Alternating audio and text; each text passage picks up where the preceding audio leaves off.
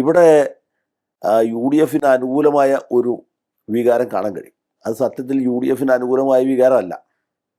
ഇവിടെ ജനങ്ങളുടെ വികാരം എന്ന് പറയുന്നത് 10 കൊല്ലമായിട്ട് തുടർച്ചയായിട്ട് ഭരിക്കുന്ന ഇടതുപക്ഷത്തിന് എതിരായ ഒരു ഹൃദയ വികാരമാണ്. ആ വികാരം കോൺഗ്രസ്സുകാർക്കല്ല, ബി ജെ പിക്കാർക്കുമല്ല, ലീഗുകാർക്കുമല്ല, വേറെ ആർക്കുമല്ല, കൂടുതലായിട്ടുള്ളത് ഇടതുപക്ഷക്കാർക്ക് തന്നെയാണ്. ഇടതുപക്ഷക്കാരായ ആത്മാർത്ഥ ഇടതുപക്ഷക്കാരെന്ന് വിചാരിക്കുന്ന ആളുകളുണ്ട്. പ്രത്യേകിച്ച് ഒരു നേട്ടത്തിന് വേണ്ടിയല്ലാതെ ഇതുമായിട്ട് ചേർന്ന് പ്രവർത്തിക്കുന്ന ആളുകൾ, അവരൊക്കെ നിരാശരാണ്. അവർക്ക് ഈ സർക്കാരിൻ്റെ പല പ്രവൃത്തികളെക്കുറിച്ചും വലിയ അതൃപ്തിയുണ്ട്, വലിയ വിയോജിപ്പുണ്ട്. അവരത് സർക്കാരിനെ തിരുത്താൻ ആഗ്രഹിക്കുന്നു. എങ്ങനെ തിരുത്തും? അവർക്ക് തിരുത്താൻ കഴിയുന്നത് ഈ ചൂണ്ടുവരലുകൊണ്ടാണ്. തെരഞ്ഞെടുപ്പിന് നമ്മുടെ മുമ്പിൽ ഇലക്ട്രോണിക് യന്ത്രം കൊണ്ടു വെക്കുമ്പോൾ നമ്മൾ എതിർ പാർട്ടി കൂട്ടി.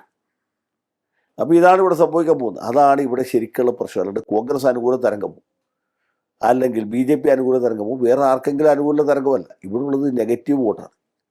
നെഗറ്റീവ് വോട്ടെന്ന് വെച്ചാൽ 10 കൊല്ലം ഭരിച്ച ഈ സർക്കാരിനെതിരായിട്ടുള്ള ജനങ്ങളുടെ ന്യായമായിട്ടുള്ള ആവലാതികൾ. അത് ഇലക്ട്രോണിക് യന്ത്രത്തിൽ കൂടി അവർ മറുപടി കൊടുക്കാൻ ആഗ്രഹിക്കുന്നു. ഇത്ര കാര്യമുള്ളൂ. അപ്പം ഇതാണ് ഇവിടെ സംഭവിച്ചുകൊണ്ടിരിക്കുന്നത്. സർ, അപ്പോൾ കഴിഞ്ഞ കുറേയേറെ ഉപതെരഞ്ഞെടുപ്പുകളിലൊക്കെ തന്നെ യു ഡി എഫിൻ്റെ പ്രകടനം മെച്ചപ്പെട്ടതായിരുന്നല്ലോ. യു ഡി എഫ് ഓരോ ഉപതെരഞ്ഞെടുപ്പിലും കുറെ കൂടി മെച്ചപ്പെട്ട് വരുന്നതാണ് നമ്മൾ കണ്ടത്. അത് ശരിയാണ്. ഉപതെരഞ്ഞെടുപ്പ് എന്ന് പറഞ്ഞത് വേറൊരു കാര്യമുണ്ട്. ഉപതെരഞ്ഞെടുപ്പ് ശരിക്കും പൊതു തെരഞ്ഞെടുപ്പുമായിട്ട് നമുക്ക് തുലനം ചെയ്യാൻ പറ്റുകയില്ല. ഉപതെരഞ്ഞെടുപ്പ് ഒരു പ്രത്യേക സ്ഥലത്ത്, ഒരു ചെറിയ സ്ഥലത്ത് വളരെ ശക്തമായ പ്രവർത്തനം 2 ഭാഗത്തു നിന്ന് അല്ലെങ്കിൽ 3 ഭാഗത്തു നിന്ന് നടക്കുന്നു. ജനങ്ങൾ ഒരു തീരുമാനത്തിലെത്തുന്നു. അതിൻ്റെ ഫലം സിറ്റീസ് അതേപോലെ തന്നെ പൊതു തെരഞ്ഞെടുപ്പിൽ പ്രതിഫലിക്കണമെന്നില്ല, പ്രതിഫലിക്കാതിരിക്കാനാണ് കൂടുതൽ സാധ്യത.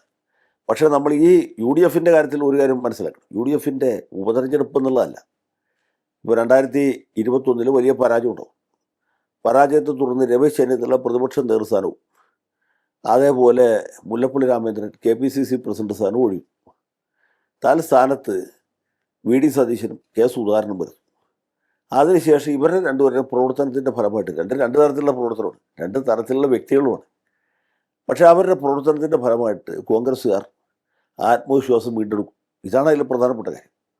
കോൺഗ്രസ്സുകാർക്ക് ഞാനൊരു കോൺഗ്രസ്സുകാരനാണ് എന്ന് ആത്മവിശ്വാസം പറയാവുന്ന ഒരു സാഹചര്യം ഉണ്ടായി. അത് ആ ഒരു സാഹചര്യം തന്നെയാണ് ഈ ഉപതെരഞ്ഞെടുപ്പുകളിലും പ്രതിഫലിക്കുന്നത്. നമ്മളത് ക്രമാനുഗതമായിട്ട് പരിശോധിച്ചാൽ കൃത്യമാണ്. ലിയോ ചോദിച്ച ചോദ്യം ശരിയാണ്.